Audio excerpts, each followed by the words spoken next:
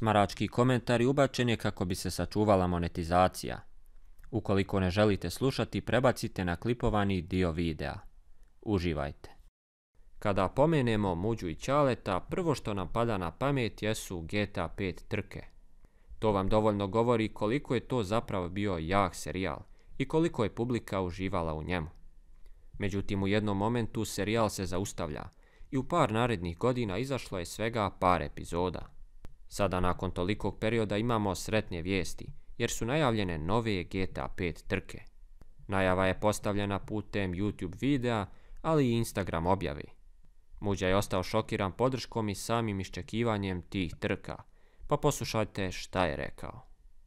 Kako vam se sviđa najava za trke? To mene interesuje, ljudi.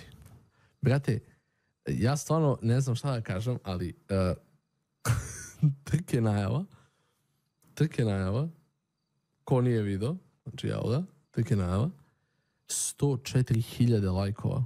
Ja mislim da mi je ovo najlajkovanija slika na Instagramu. Nisam 100% siguran. Prošli vlogma sam izbacio sliku Aurora Borealis koja ima 100.000 lajkova. Ova ima 104.000 lajkova, 20.000 šera. Ja stvarno pojma nisam imao da ljudima ovoliki hype oko trka, brate. Znači stvarno nerealno. I baš sam srećan što ste toliko podržali sliku i verovatno će ti da pokidati sa trkama, tako da 15. decembra dođite ljudi da gledate trke.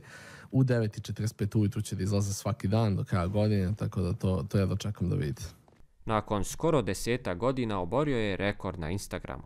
Na YouTube traileru podrška je ogromna, a pogotovo na komentar sekciji. Publika je presretna što će konačno dočekati ono što godinama čekaju. Svi oni koji su odrasli uz njihove trke, sada nakon toliko vremena vraćaju se u svoje djetinjstvo.